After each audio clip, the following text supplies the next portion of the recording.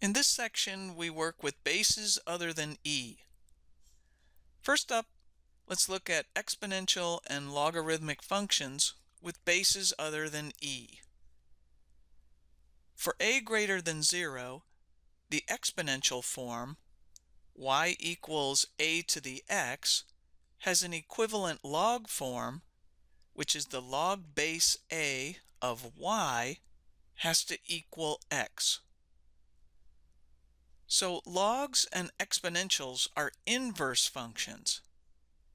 If f of x is equal to a to the x, then f inverse is the log base a of x.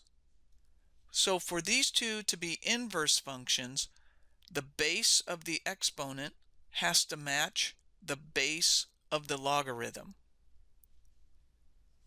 Now let's take a look at the graph of y equals a to the x when a is greater than 1. You can see we get an increasing function that will have these three easy to find points on it. If we input -1 for x, we would output 1 over a. If we input 0 for x, we get a to the 0, which is 1. So the y-intercept is 1. And if we input 1 for x, we output a.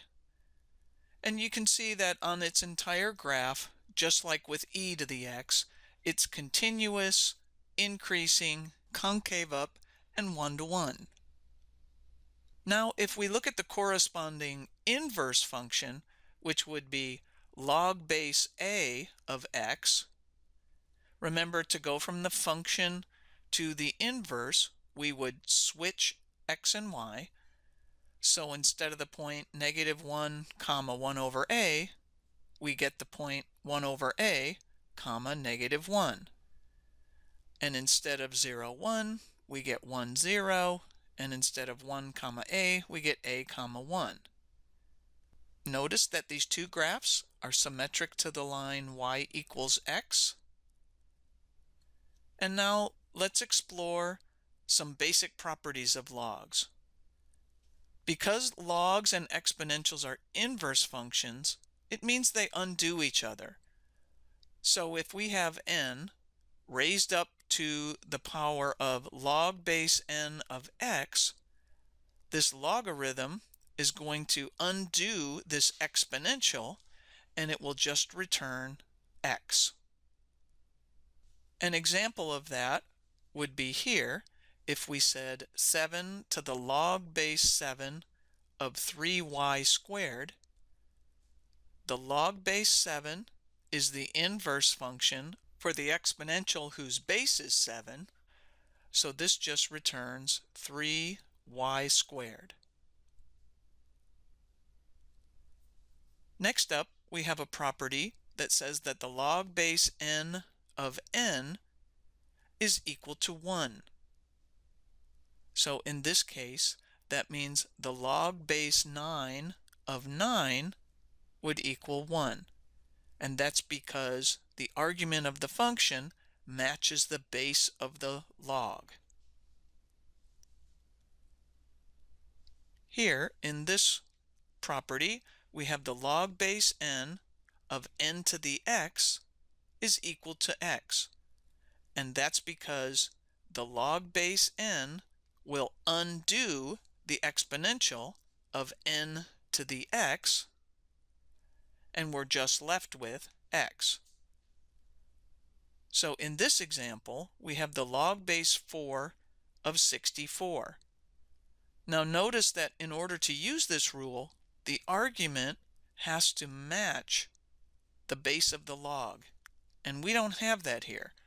So we can rewrite this as log base 4 of 4 to the third power, because 4 to the third gives us 64. Now we have it formatted like this property, and we know that the exponential of 4 to the third is going to be undone by the log whose base is 4, so this will just return 3.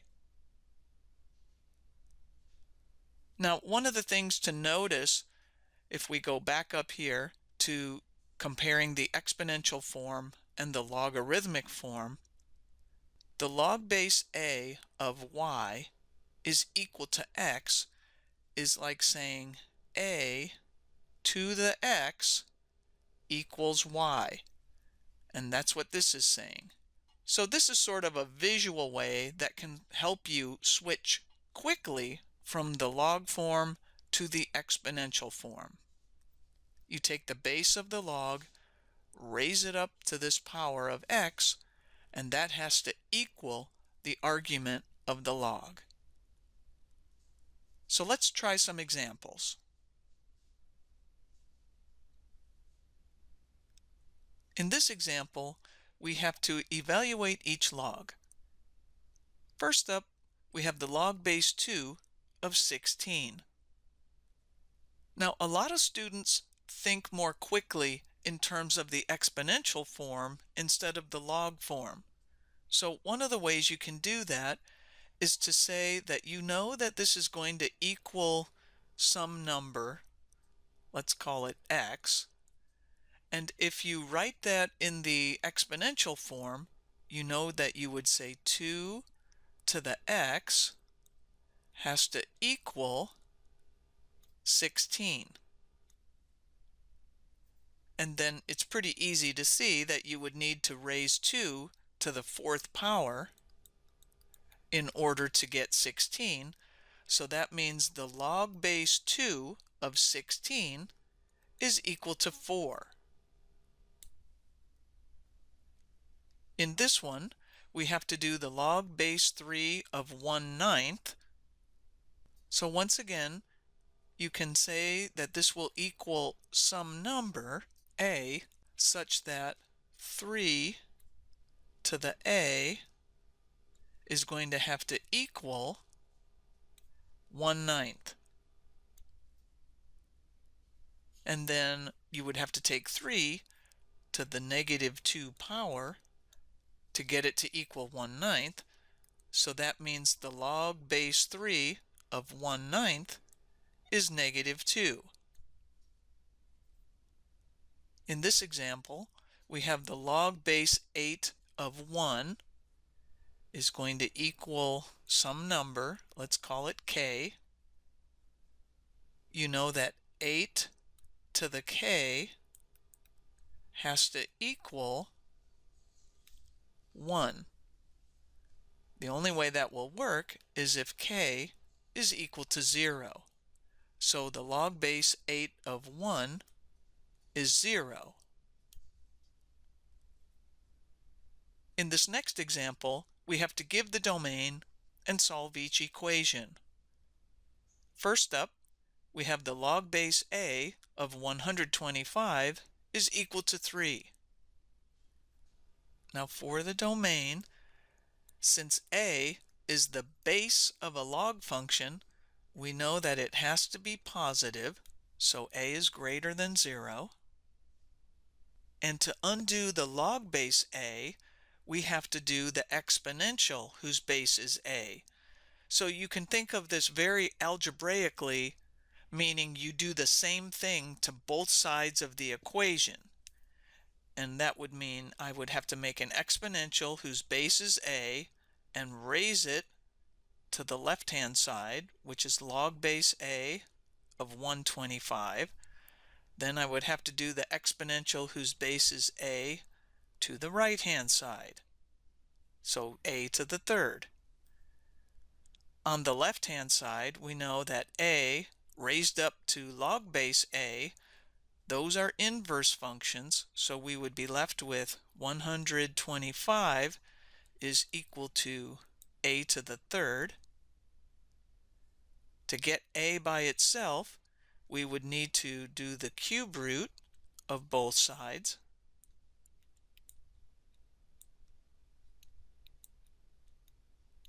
And so we find out that a is equal to 5. And 5 is certainly within our domain of all positive numbers. Now, we could have also used that circular motion like we did on these problems up here and gone right from this first step directly to this step, because a to the third has to be 125, and that's always okay for you to do it that way too. Now in this next example, we have the log base 4 of x is equal to -2. So here the domain is going to be x greater than 0, because we know that the argument of any log function has to be positive. So now algebraically, to undo this log base 4, we need an exponential whose base is 4. So if we take 4 to the log base 4 of x, that means we have to take 4 to the -2 on the right-hand side. The exponential whose base is 4 is going to undo the log whose base is 4. The left-hand side becomes x, and the right-hand side is 4 to the -2, which is 1/16. And we could have done that with that circular motion by saying 4 to the -2 has to equal x, and then we would have simplified 4 to the -2 to be 1/16.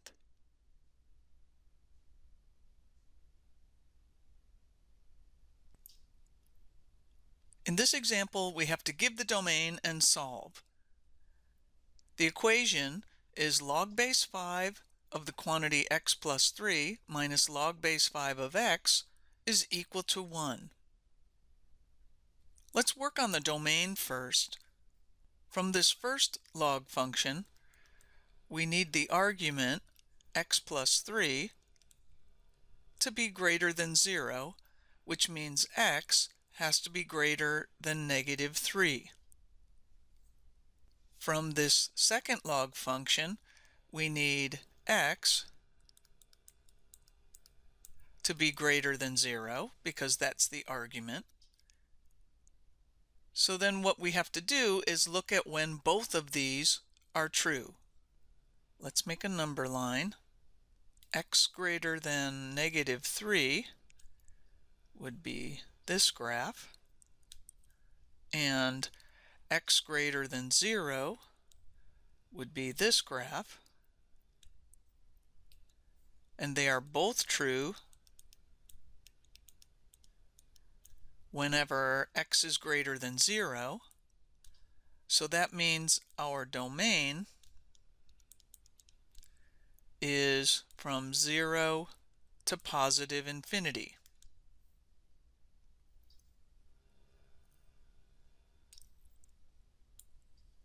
Now, to use the properties of logs to solve this equation, we need to have a single log function on the left-hand side. And we know that when we're subtracting two logs, we can combine them into a single log of a quotient.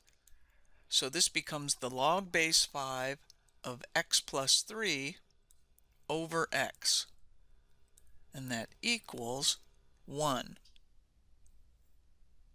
Now, thinking algebraically, we know that we can undo a log whose base is 5 by making an exponential whose base is 5. So 5 to the log base 5 of x plus 3 over x has to equal 5 to the 1. The exponential and the log function with base 5 undo each other, and we have x plus 3 over x on the left, and we have 5 on the right. And remember, we could have also gotten here by saying 5 to the 1 power is equal to the argument, which is this step here. Doing it algebraically just means you don't have to memorize where the little arches go. that this has to arch over here and then that arch is back there. Doing it algebraically, you can just look at what you have and do the same thing to both sides. But it's equivalent to do it either way. Now here, we will need to cross multiply up the x. So now we have x plus 3 is equal to 5x. We can subtract an x from both sides. So now we have 3 is equal to 4x. Dividing both sides by 4, we have that 3/4 is equal to x, and that is certainly in our domain of positive numbers.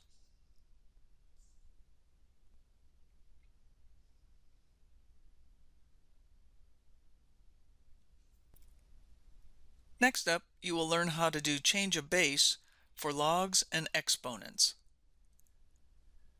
Take a look at this change of base formula for logs. If we have the log base a of x, and we want to convert it to the log base b, then what you have to do is take log base b of x and divide it by log base b of a. Now the logs found on your calculator are what are called the common log, which is log base 10, or the natural log, which is log base e. And we could use either one of those to do a conversion. So in this example, use your calculator to evaluate log base 7 of 14. Using this change of base formula, we see that we can write it as log of 14 divided by log of 7. Or we could have written it as natural log of 14 divided by natural log of 7.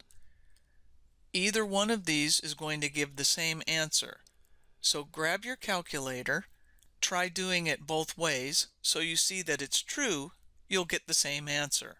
So pause the video, work this out, and then restart when you're ready to check. On your calculator, you should have gotten 1.3562, whole bunch of decimal places. And you're going to get this same value whether you use log base 10 to do the calculation or you use natural log to do the calculation. We also have a change of base formula for exponentials. A to the x can be written as e to the natural log of a times x. Now, why it works is because from algebra, you know that if you have b to the x times y, that means you had b to the x raised up to the power of y. So if we have e to the natural log of a times x, then that means we had a power to a power. So we could take e to the natural log of a and raise it to the power of x, just like we did over here. An exponential whose base is e and the natural log are inverse functions. They undo each other. So e to the natural log of a just becomes a, and then we still have that power of x here. So that means that we can write a to the x as e to the natural log of a times x. And that's what this change of base formula says we can do. In this example, we have to write as an exponential whose base is e, 7 to the x power. Now remember that 7 can be replaced with e to the natural log of 7,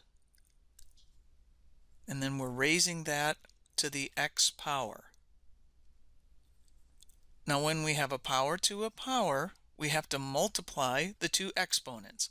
That's what this rule from algebra tells us. A power to a power means you multiply those exponents. So this becomes e to the natural log of 7 times x, or sometimes we like to write this as e to the x natural log of 7, just so we don't make the mistake of thinking that the x can go inside the argument of the natural log and multiply the 7. These two expressions are equivalent.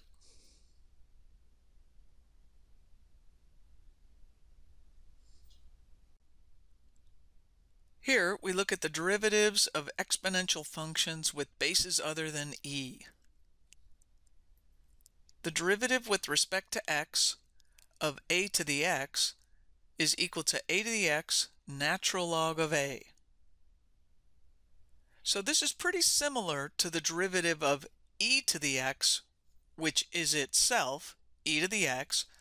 However, when you have a base other than e, what you have to do is, you notice the derivative is itself, and then you have to take it times natural log of the base, which is a.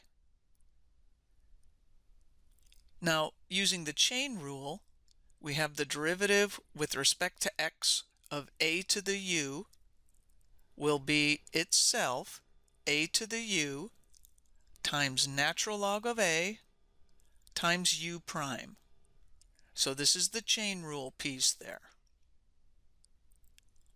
To understand why these formulas work, recall that a to the u can be written as e to the natural log of a times u, and that the derivative with respect to x of e to the u is e to the u times u prime. So now let's do the derivative with respect to x of a to the u, which is this more complicated form, and we'll prove why that works. This means we are finding the derivative with respect to x of e to the natural log of a times u. All we're doing is replacing a with e to the natural log of a. Now, the derivative with respect to x of e to the anything starts out as itself e to the anything, which in our case is e to the natural log of a times u. Then by the chain rule, we have to take the derivative of the exponent, which would be that constant natural log of a times u prime. Now we can simplify. We know e to the natural log of a times u is just a to the u, and then we have this chain rule piece, natural log of a and u prime. So that's why this rule works, and this is just a simplified version of the more complex rule. So let's give it a try in this example where we are given f of x is equal to 2 to the 4x squared, and we have to find f prime of x.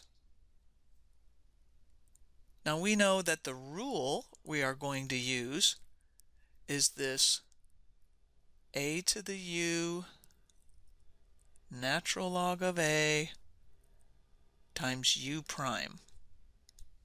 So then that means f prime is going to be the exponential itself. You always start out with the exponential itself, 2 to the 4x squared. Then you have to take it times the natural log of the base, so natural log of 2. Then you have to take it times u prime, and the derivative of 4x squared is 8x. So cleaning this up, we may want to write it as the quantity 8x natural log of 2 times 2 to the 4x squared.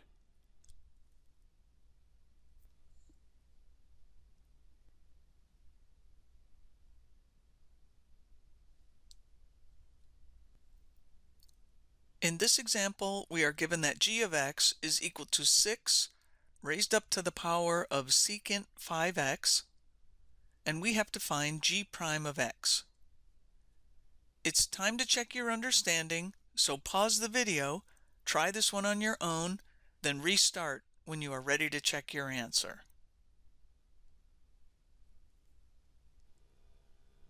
The rule here for finding the derivative of an exponential is that you start out with the exponential itself. You take that times the log of the base, so natural log of a, and you take that times u prime. So applying that to this function, g prime of x will be 6 to the secant 5x times natural log of 6 times the derivative of secant 5x, which is secant 5x tangent 5x. We have to use the chain rule on that, so we take that times 5. Remember, that was a chain rule there. Now, cleaning this up, I would write that coefficient of 5 out front. Maybe the trig function's next. So secant 5x tangent 5x. Then we have that natural log of 6. I would probably put that in parentheses just to separate it easily from the exponential of 6 to the secant 5x.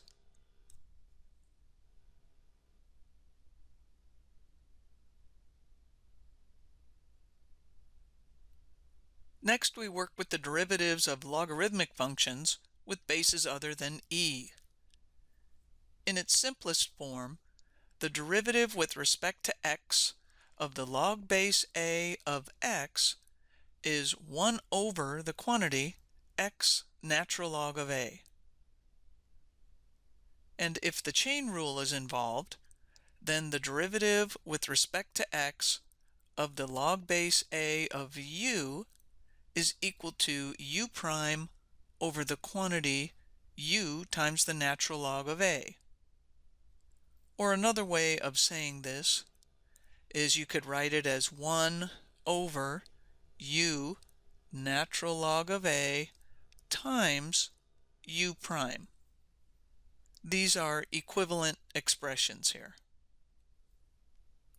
To understand why these formulas work, recall that the log base a of u can be written with the change of base form as natural log of u over natural log of a, and that the derivative with respect to x of natural log of u is u prime over u.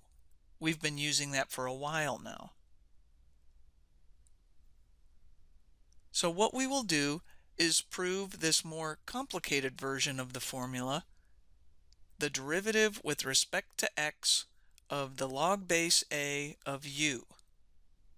So what we will do is write this as the derivative with respect to x, and then we will use the change of base on the inside here to write it as natural log of u over the natural log of a. Now remember that a is just a constant, so that means the natural log of a is also a constant. And any constant you can pull out front.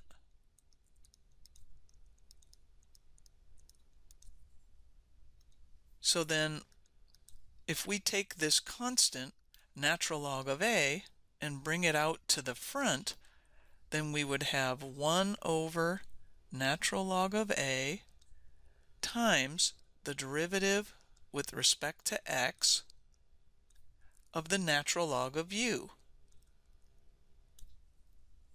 Now this we know how to do, so then we can simplify to 1 over natural log of a times u prime over u, and this right here can simplify to be written as u prime over u natural log of a, which is this formula that we have here. So we've just proven that the derivative with respect to x of the log base a of u is u prime over u natural log a.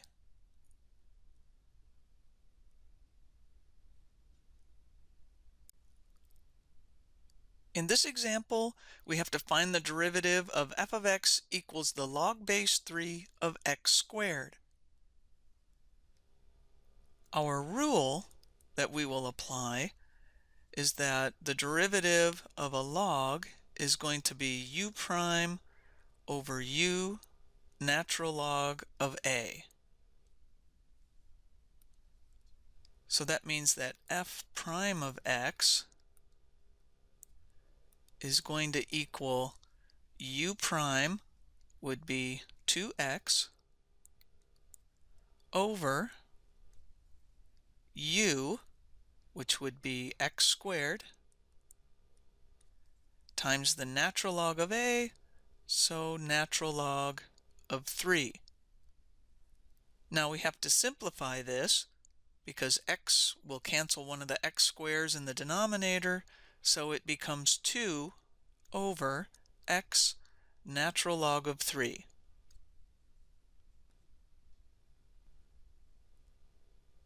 Now if we wanted to, we could have rewritten f of x using the properties of logs.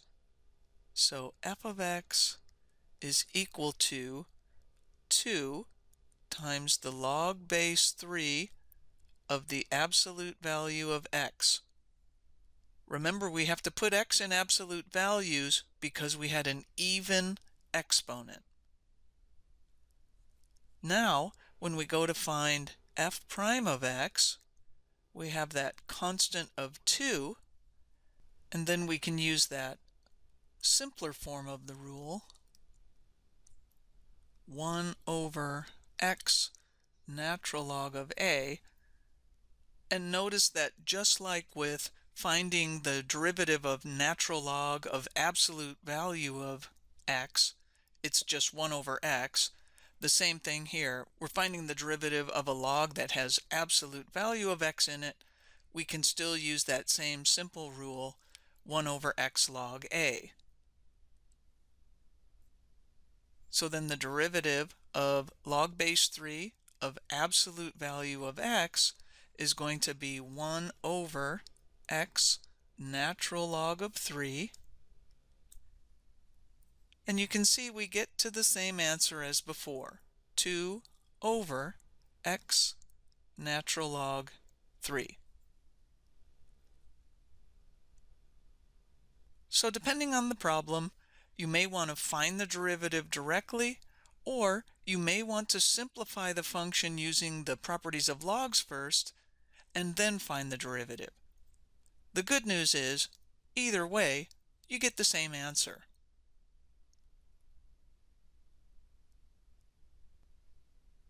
Next up, you have to find the derivative of g of x equals x to the e.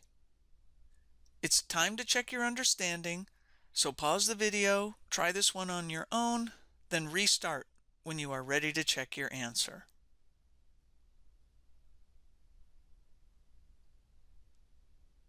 The rule we are going to use here is that the derivative with respect to x of x to the n is equal to n x to the n minus 1. Remember that e is just a constant, x is the variable. So this is not like what we've been doing where we had a numerical base like 2 or 3 being raised to a variable. This time we have a variable raised up to a constant. Well, that's just the rule we've been using a long time now. So g prime of x is just going to be e x to the e minus 1. And that's it.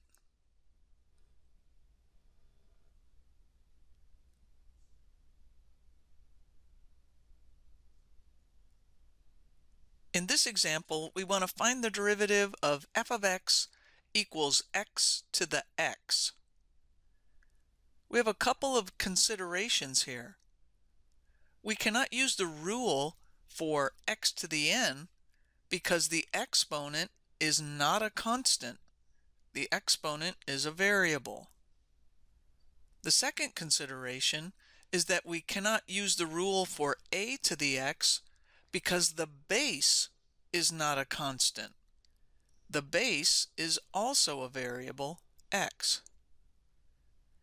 So the conclusion is that we must use logarithmic differentiation to find this derivative.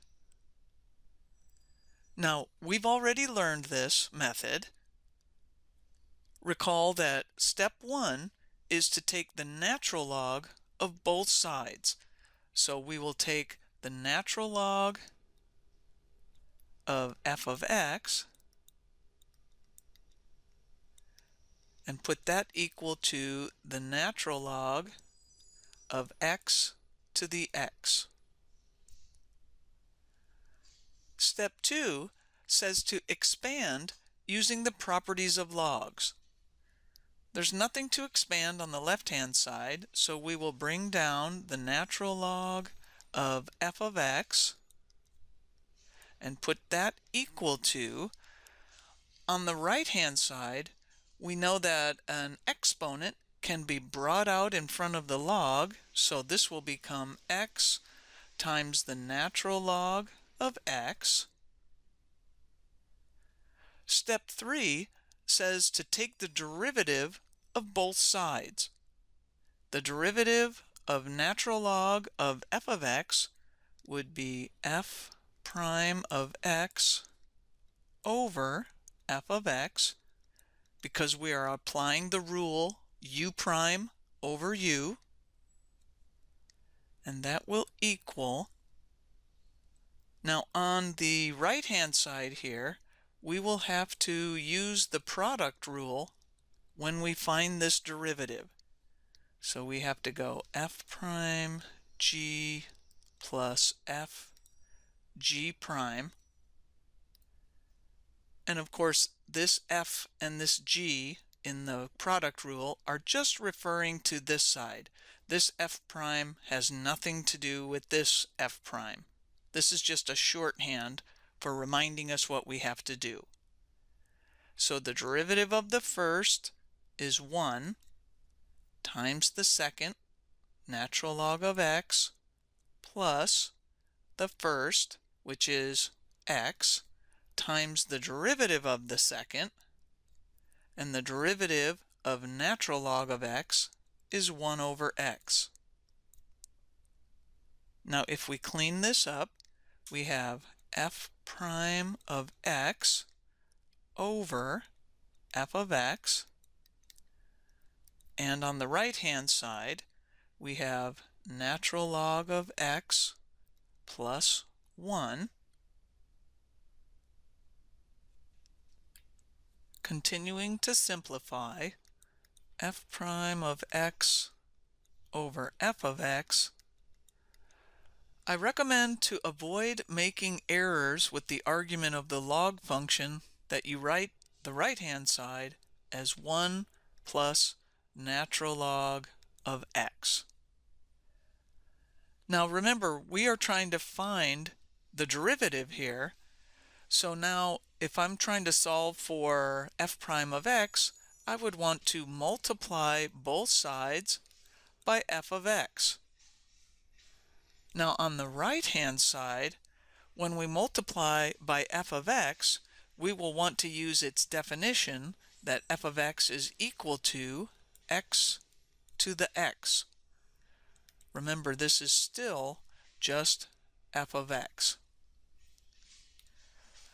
Now the left hand simplifies to become f prime of x, and the right hand side is the quantity 1 plus the natural log of x times x to the x power. And this is the derivative using logarithmic differentiation.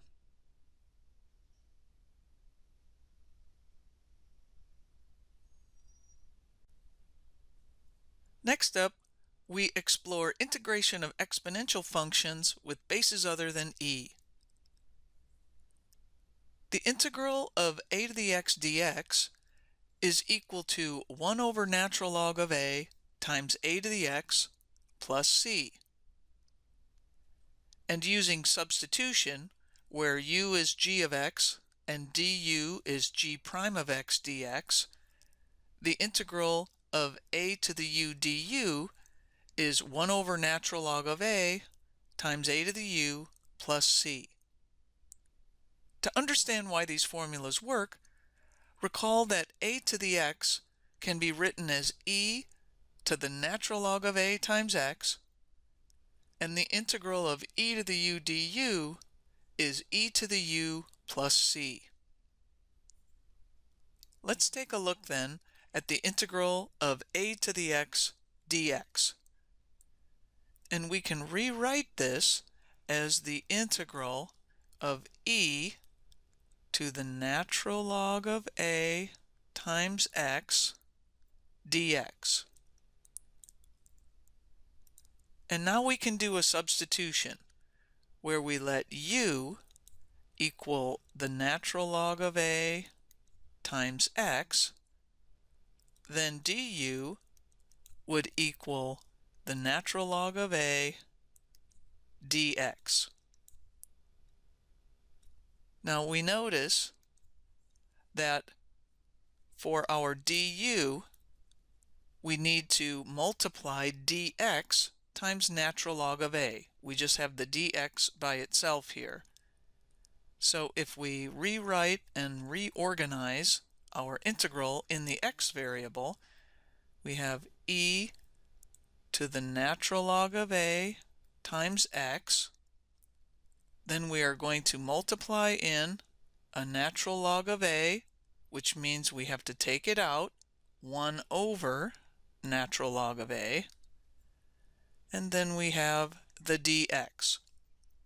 So we've just taken the original integral, written those parts here, and then we multiplied by 1 in the form of 1 over log a times log a.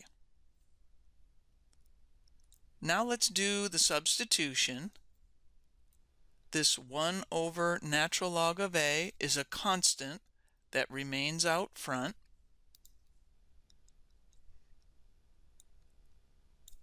Then we have the integral. This becomes e to the u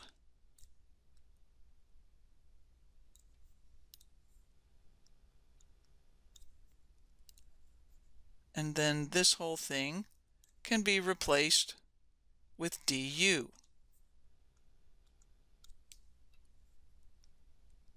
Now we have that 1 over natural log of a out front. The integral of e to the u du is e to the u plus a constant. So we have 1 over natural log of a, e, the u variable gets replaced with natural log of a times x, bring down the plus c, and now we can simplify further to 1 over natural log of a. This e to the natural log of a times x, this guy, can be replaced with a to the x, and then we bring down the plus c.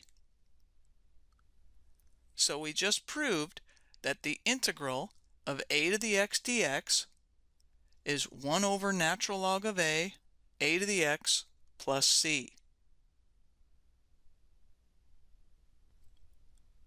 In this example, we have to do the integral of x times 23 to the x squared dx. We have a composite function here, so if we let u equal x squared, then du will be 2x dx. We see that we have the x and the dx already in the integral, and we're just missing the 2. So if we reorganize a little bit here, we have integral. I'm going to write the 23 to the x squared first. We've got the x and the dx coming, but we know that we're going to need a 2 in front of that.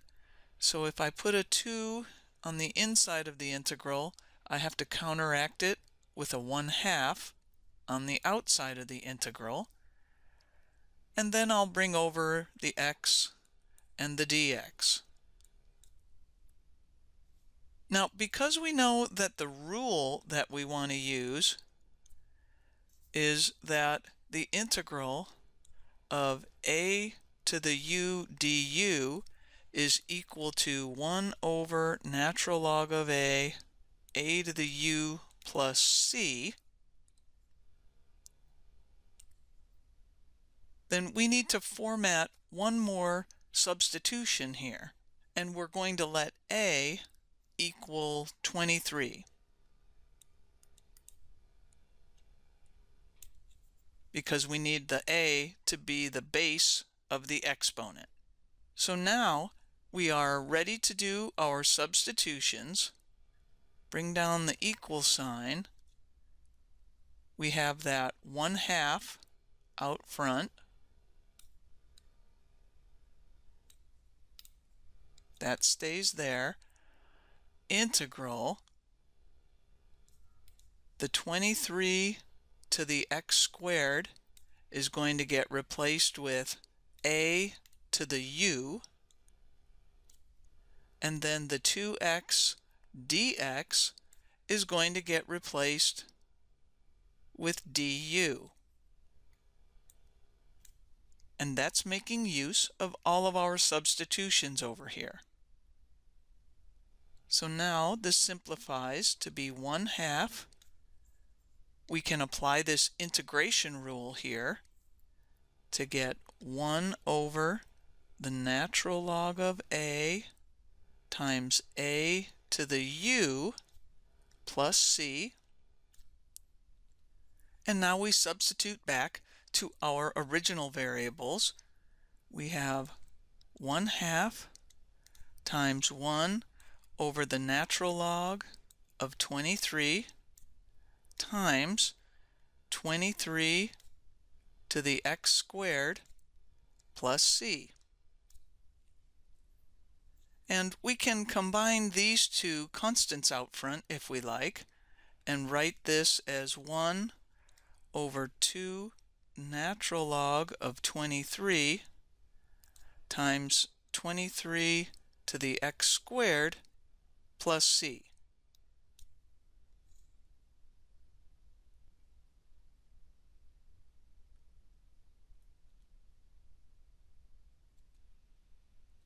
In this example, we have the integral of 3 to the 2x over the quantity 4 plus 3 to the 2x dx. If we let u equal the denominator, 4 plus 3 to the 2x, then to find du, we have to use the rule that the derivative of a to the u is a to the u times natural log of a times u prime. So du is going to equal 3 to the 2x times the natural log of 3 times 2 dx.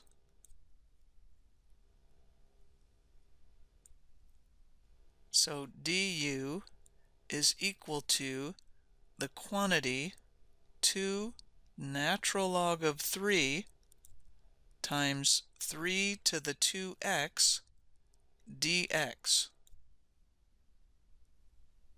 And we can see in the original integral we have the 3 to the 2x dx. What we don't have is this constant of 2 natural log of 3. So we will need to do a little work to get that in there. So we have this integral.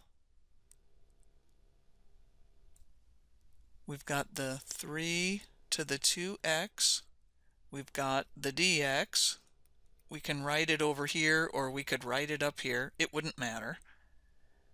We have the 4 plus 3 to the 2x in the denominator. So that's just our original integral. Now we need to get this constant inside the integral and then counteract it outside the integral. So if we put a 2 natural log of 3 on the inside of the integral, we will counteract it with a 1 over 2 natural log of 3 on the outside of the integral. So now we are ready to do all of our substitutions. Out front, we have this constant of 1 over 2 natural log of 3 that we need to bring down.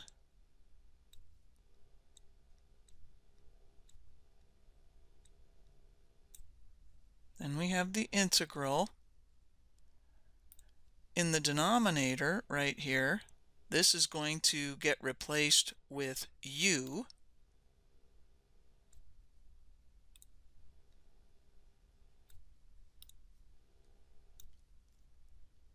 And in the numerator, this entire expression is going to get replaced with du. So we have used all of our substitutions now. We can simplify. This becomes 1 over 2 natural log of 3. We know that the integral of du over u is natural log of the absolute value of u plus c. So this is equal to 1 over 2 natural log of 3 times the natural log of the absolute value of 4 plus 3 to the 2x plus c. Now, this is not in simplest form. We have to take a look at what's inside the absolute value here and see if that can be simplified. We know that 4 plus 3 to the 2x is always going to be greater than 0, because 3 to the 2x is greater than 0, and then we're adding 4 to that. And that's true for all x. So that means we can drop the absolute value symbols. So we can simplify this just a little bit more and write it as 1 over 2 times the natural log of 3 times the natural log of the quantity 4 plus 3 to the 2x plus c.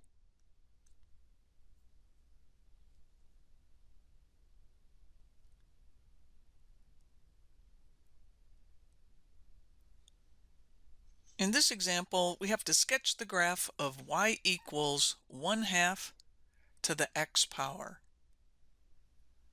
Now, at the beginning of this lesson, we took a look at the graph of y equals a to the x when a was bigger than 1.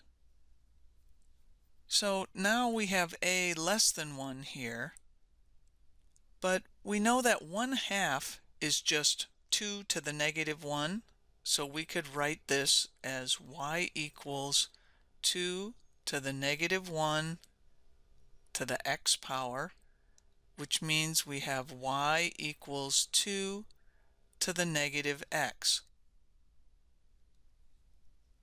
Now, that negative x in there, think of your college algebra days, f of negative x is going to make the graph reflect over the y-axis.